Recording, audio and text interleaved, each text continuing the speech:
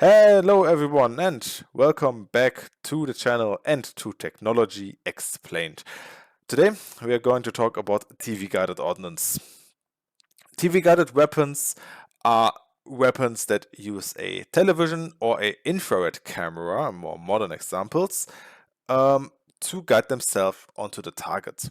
Here's some example pictures. We have the AGM-62 Walleye, the AGM-65 Maverick, the GBU-15, the French Martel, the KH-29T, and the KAP 500 KR, both from Russia or the Soviet Union. What you need to know when we talk about TV-guided weapons is what contrast is. Contrast is pretty much this thing that makes TV-guided weapons even possible because they are mainly contrast tracking weapons. Contrast, according to the description in Wikipedia, is the difference in luminance or color that makes an object or its representation in an image or display visible against a background of a different luminance or color. We can see this very much here in this example picture. On the left side, we have a high contrast image where you can very clearly see the black squares apart from the white background. On the right side, we have a low contrast image with dark gray squares on a light gray background. It is more difficult to differentiate the gray squares from the gray background on the right side than it is the black from the right. Another thing that you need to understand is what tracking gates are. Tracking gates are pretty much just sections of the TV image that the weapon is actually using to guide itself. Because TV-guided weapons are actually not using the entirety of the image, like you see it right here. They just use that little square in the middle. In the case of the AGM-62 Walleye, that square is limited by the two lines vertically and two lines horizontally that form this type of crosshair, you can say. Pretty much what the missile sees is just this little square in the center. Yeah, let me switch quickly between those so you get an idea. It's really just that little square that the missile or the weapon is tracking. Well, there's not just TV-guided missiles, there's also TV-guided bombs, right? Like the Walleye. Another thing that's really important for TV-guided bombs or weapons or TV-guided ordnance or whatever is gimbals. The camera sits on a gimbal so that it's stabilized against the movement of the weapon. This is really important to avoid the camera getting off target when the weapon flies through turbulence, for example. It is pretty much just for image stabilization and also for target tracking when the target is moving. Yeah, you want to always give a little bit of lead to properly hit a moving target. Now, let's get firstly into more modern TV-guided ordnance. In this case, we can speak about the GBU-15. In the GBU-15, the TV signal that comes from the camera is first split into two separate but equal signals. So pretty much you have like a basic signal splitter right after the camera and send that signal to the board computer. In the computer, that's one of the signals is first sent through a time delay and then sent back into the signal analyzer of the board computer. What this time delay achieves is that now the computer is able to compare the current image with a previous image. When we speak about frame rates in digital camera, it's literally just looking at the current frame and the last frame. Yeah, so that the weapon is able to see a difference in the shape of the contrast that the weapon is tracking inside the little tracking gate. And this delay is really important, otherwise you won't be properly able to track targets in a moving and ever-evolving scene. This is just generally the capabilities of the GPU 15 and what you need to consider. You can always like God. You can always track like targets as long as they are inside of the tracking gate. The target, however, has to be always at least 4 scan lines high. If it's not more than 4 lines, the weapon just doesn't see it. Depending on how the target's angle is slanted, the weapon chooses a slightly different flight path. And lastly, the weapon also is able to track a target in a cluttered environment. Yeah. Really, what you need to know is the board computer compares a current image with an image that is slightly in the past, so that it is able to derive contrast tracking information from that inside the tracking gate. This technology is actually really close to how modern image editing or like video editing software works. For example, this example picture that I took from Google Images from some speedboat race. This is like from a tutorial of video editing software.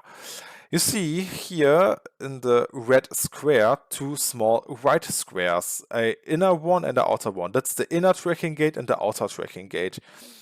This is then used to track the center of this letter Y. And when the letter Y moves slightly up, the software will see that between 2 frames, or it moves down. In the end, this then obviously will create this line that then can be used in the image editing software to add visual effects, for example. By the way, just a bit of a tangent. You can track multiple points at the same time with image editing. That's, for example, how in movies they can show you what a phone screen is showing without its like messing up due to lighting and without reflections. They just track 4 points on the phone screen, and no matter how you turn or rotate the phone, you will always have accurate tracking information, so you can just add a digital image that is supposed to show the display on the phone in this example, right? But yeah, this is pretty much the same technology as TV guided weapons use. It is kind of funny to me how close they are related to each other. Now, the AGM62 Walleye, that one is a bit older. It doesn't quite use this quote-unquote modern technology. It is using a more older method. So let's get into it. On the right side here, you first see like the switch diagram of the computer, how everything works. It's highly complex. You can pause the video if you want to read the details yourself.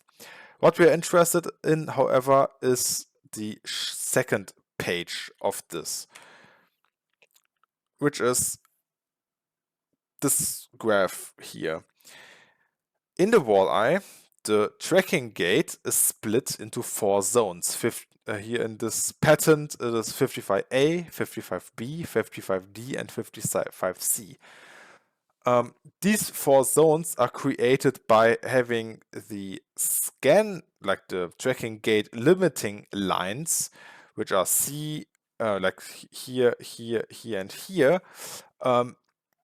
be their own stripes pretty much. So you have C, D, G, and H. C, D, G, and H all are also visible here. C, D, G, H. And whenever the scan lines from the analog image sensor crosses over the target, like these are the scan lines that are where the like light beam that is scanning the image moves. And whenever it crosses over the target, it creates a blip, because here's low contrast and then suddenly the contrast changes, right?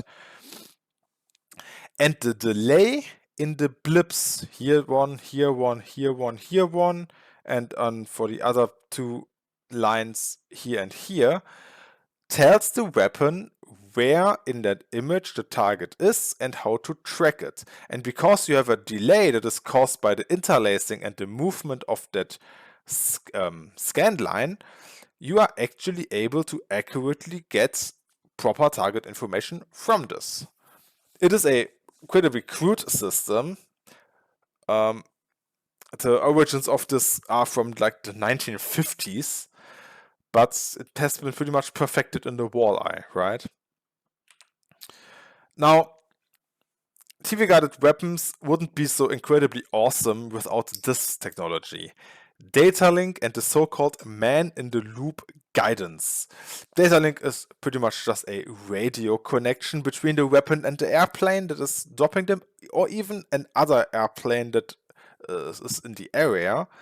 And man-in-the-loop pretty much means that a pilot or a airman, soldier, whatever, is able to radio control the weapon.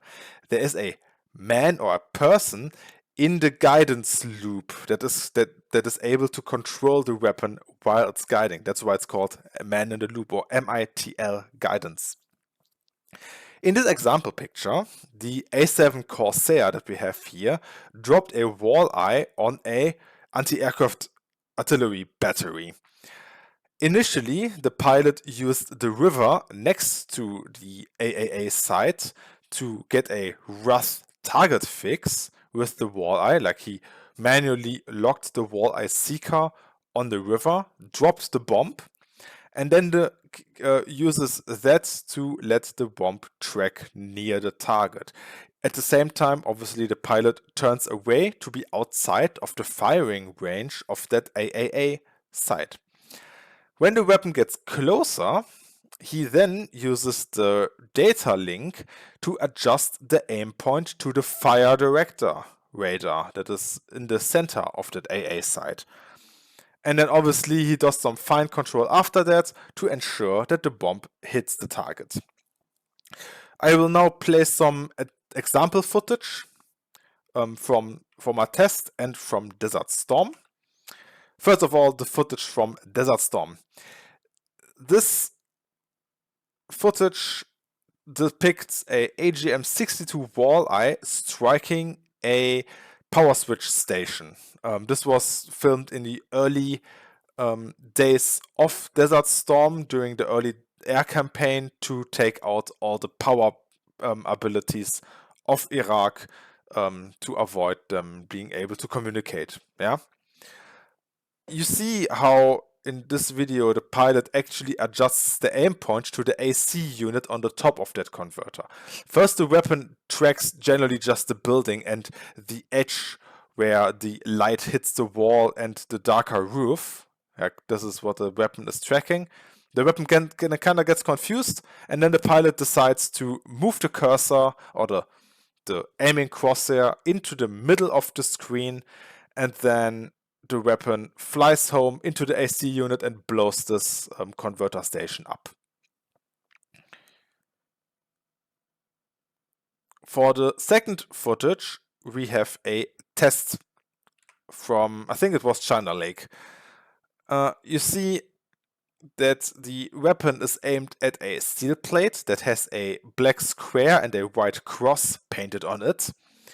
And obviously the video footage of the data link isn't very nice. I think the proper footage that the weapon sees itself without the distortion that comes from a radio connection, the weapon would properly track the little cross in the middle after it tracked the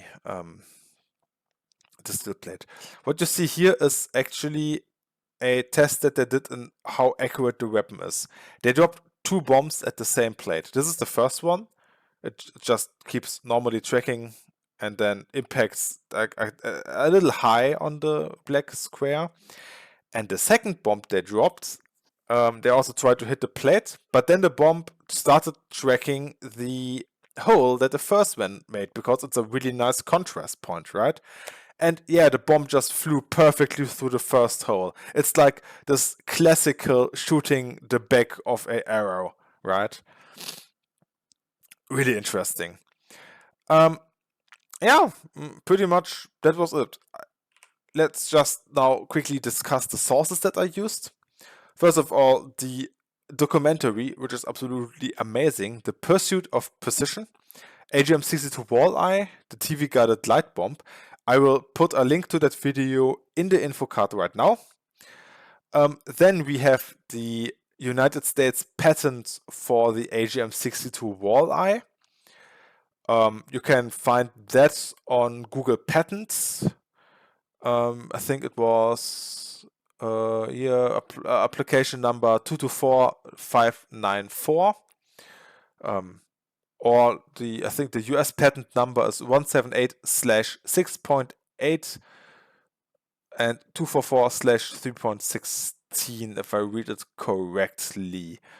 Correct me if I'm wrong there. Then the second source that I used is the Aircrew Weapons Delivery Manual, non-nuclear, TO1F4E 34-1-1-2 for the US Air Force Series F4E aircraft from 15th of September 1983. And lastly, we have the Project Chico report of second generation weaponry in Southeast Asia from the 10th of September 1970. I very much hope that you enjoyed this video and that you now learned how TV-guided ordnance actually works. Pretty much, it's just a contrast comparison feature. I hope you have a very much a great day, and we will see us in the next one. Bye bye, everyone, and enjoy your time.